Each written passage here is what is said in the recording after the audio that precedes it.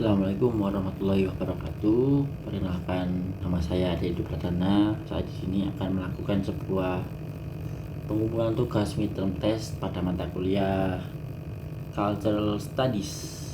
Nah, di sini tugasnya adalah disuruh menganalisis sebuah karya menggunakan teori yang sudah dibaca di dalam kelas. Nah, di sini saya akan menggunakan sebuah karya film, yang mana karya film termasuk dalam jenis cultural product. Nah, menggunakan pendekatan semiotics yang dipopulerkan oleh teori Charles Sanders Peirce. Nah, oleh beliau, menggunakan teori beliau. Nah, film yang saya kaji ini berjudul Miracle in Cell Number 7, karya Hanung Bramantyo. Oke, langsung ke pembahasan. Pada dasarnya, film ini merupakan film yang diadaptasi ulang ke versi Indonesianya. Nah, untuk film yang aslinya merupakan film yang aslinya dari negara ginseng atau negara Korea Selatan. Nah, film ini di-remake ke versi Indonesianya karena ceritanya yang mampu menguras air mata dan benar-benar menusuk ke dalam hati gitu loh. Kemudian viral dan akhirnya membuat Pak Hanung Bramantyo ini membuat versi remake. Ia melakukan hal ini bersama dengan Falcon Pictures untuk meremake versi Indonesianya. Nah, di film ini diceritakan ada beberapa tokoh yang penting. Mereka adalah Dudu Rozak yang diperankan oleh Vino G. Bastian, Kartika, kemudian ada Mawar Deyong yang memerankan Kartika, lalu ada Hendro Sanusi sebagai Deni Sumargo, kemudian ada juga tokoh Atta Gunsutama. Nah, uniknya tokoh Atta Gunsutama ini namanya saya rasa itu tidak dimunculkan namanya di dalam film ini, sehingga saya menyebutnya sebagai ketua umum. Kenapa? Karena pekerjaan dari villain ini adalah sebagai ketua umum partai. Ia diperankan oleh sebuah aktor Indonesia juga yang bernama Aidil Putra. Kemudian yang terakhir ada kumpulan teman Dodo Rozak di dalam sel. Karena kan ceritanya kan Dodo Rozak ini dipenjara dalam selan. Nah, di dalam sel ini dia ditemani oleh aktor-aktor lain, yaitu Indro Warkop DKI. Ia memerankan sebagai Japra, kemudian Tora Sudiro sebagai Zaki, kemudian ada Brian Domani sebagai Asrul, Piken sebagai Yunus, dan Indra Jegel sebagai Atmo. Oke, sinopsisnya, konflik dimulai saat Dodo itu dan anaknya sedang menjual balon di rumah ketua partai. Di sana sedang mengadakan pesta ulang tahun anak dari ketua partai itu. Nah, di momen itu ada sebuah tragedi yang menimpa anjing peliharaan putri ketua umum itu. Dan yang dikambing hitamkan adalah Dudu Rozak. Kenapa? Karena Dudu Rozak ini adalah orang pertama yang menjadi saksi dan juga penolong anjing yang tertabrak motor itu. Dan kemudian karena dikambing hitamkan, ia diusir dari rumah. Untuk saat itu hanya diusir. Nah, kemudian di momen selanjutnya Dudu Rozak ini sedang berjualan, maksudnya di lain hari. Dudu Rozak ini sedang berjualan lagi, dan kebetulan ia sedang lewat di depan rumah ketua umum. Ia menjumpai putri dari ketua umum itu yang sedang bersedih di depan pemakaman anjing peliharaannya yang mati akibat tertabrak motor.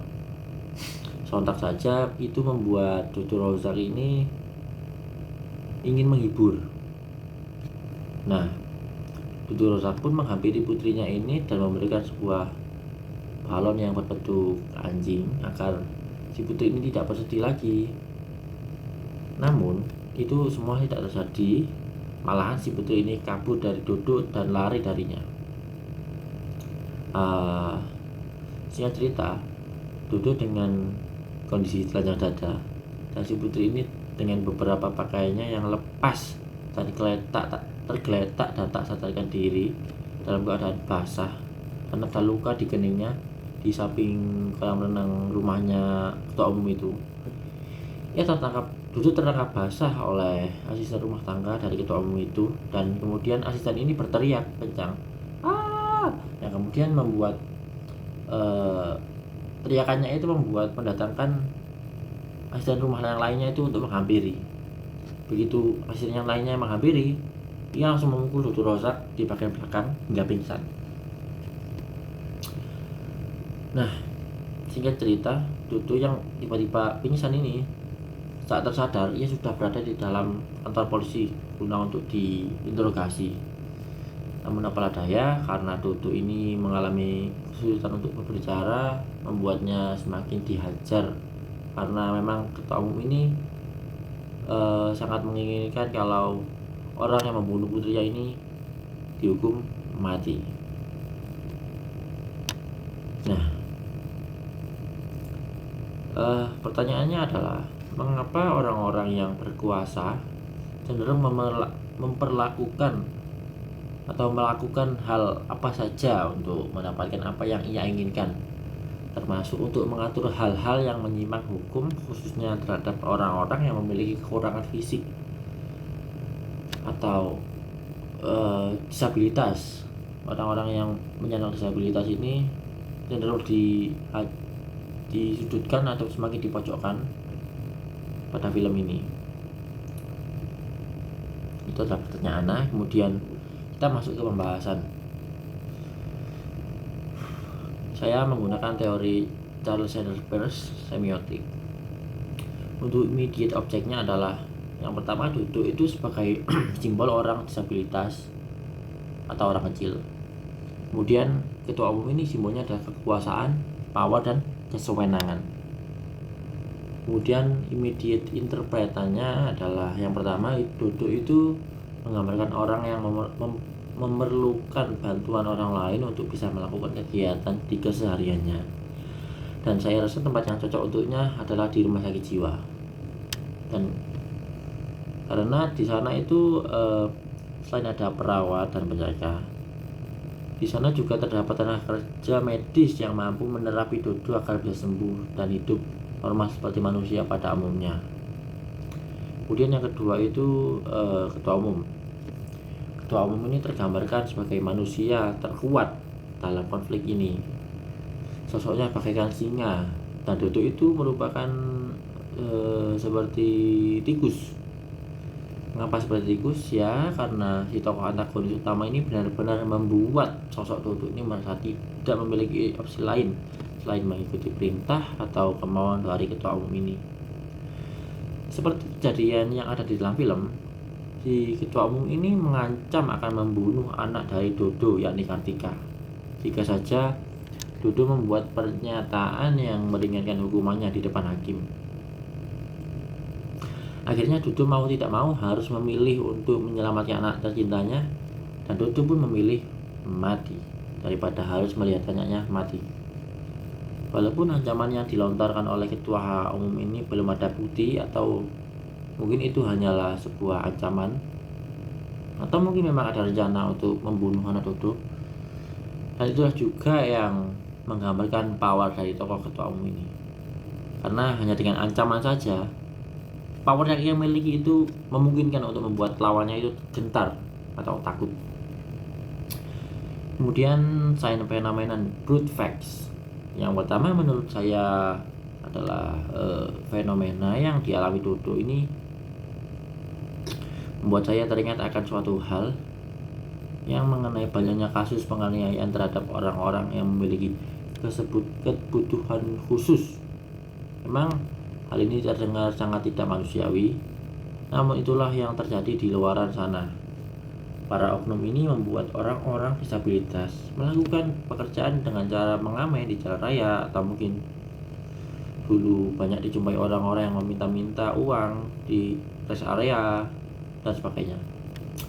Hal ini jelas sangat menggambarkan betapa tidak percayanya orang-orang disabilitas ini di mata orang normal, apalagi kalau di mata orang yang memiliki power, seperti pemeran ketua umum di film ini, yang jelas powernya luar biasa kuat.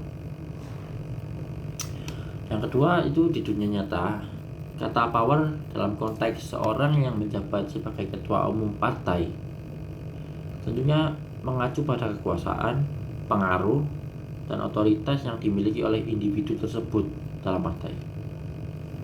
Nah, seorang ketua umum partai itu biasanya memiliki peran yang sangat penting dalam menentukan arah partai, mengambil keputusan strategis, dan mengkoordinasikan aktivitas partai secara keseluruhan. Namun di dalam film ini, power itu adalah keserakahan, kemurkaan, ketamakan, dan ia memanfaatkan jabatannya untuk membalaskan dendamnya secara pribadi terhadap kematian anaknya yang mati akibat dibunuh dan diperkosa oleh Dido Rozak. Yang mana sebenarnya dalam film ini itu kejadiannya tidak seperti itu, karena yang sebenarnya adalah kematian anaknya ini mati terjadi akibat terpeleset tali di samping kolam. Nah, akhirnya terjatuh karena samping kolam kan gitu. Dan fakta yang baru saya sampaikan itu adalah terjadi terungkap saat Dodo itu mengaku di dalam sel. Ia mengaku seperti itu karena semua napi yang ada di dalam sel itu menaruh respect terhadap Dodo, dan mereka semua napi-napi di sana itu inginkan Dodo itu untuk bisa bebas atau hidup lah, karena kan Dodo kan awalnya kan dijatuhi hukum mati gitu. Kemudian sign yang selanjutnya adalah object secondness. Mungkin yang saya gunakan untuk menggambarkan tokoh di film ini, saya ambil menggunakan emoticon seperti yang ada di keyboard atau mungkin di HP lah. Di HP kan seperti itu juga ada tuh. Nah, untuk menggambarkan manusia normal ini cukup mudah ya, karena kan di keyboard itu banyak jenis manusianya tuh. Ada yang jadi ulama, ada yang jadi polisi. Itu adalah contoh ikon manusia normal. Kemudian ada ikon untuk orang yang berkuasa dalam suatu wilayah. Hal ini bisa digambarkan dengan simbol emoticon mahkota dan juga api, karena keduanya memiliki daya tarik tersendiri dan kekuatan. Kemudian yang ketiga adalah orang yang memiliki kecacatan fisik, baik fisik maupun non fisik. Itu ada berbagai jenis juga di dalam keyboard. Khususnya untuk di Dodo ini, Dodo kan cenderung kesusahan untuk berbicara, dan juga saya rasa itu Dodo kesusahan untuk memiliki kekurangan untuk di bagian intelektualnya. Dan saya rasa emoticon yang cocok untuk Dodo adalah otak dan juga mulut atau lidah lah. Mulut dan lidah itu sama karena untuk untuk berbicara. Nah, itu saja yang bisa saya sampaikan pada video ini. Saya harap penjelasan video ini cukup jelas, karena film yang digarap oleh Hanung Bramantyo ini cukup dalam pesannya. Saya rasa itu saja yang bisa saya sampaikan. Kurang lebihnya mohon maaf bila ada salah kata atau mungkin keterbatasan saya dalam berbicara. Terima kasih.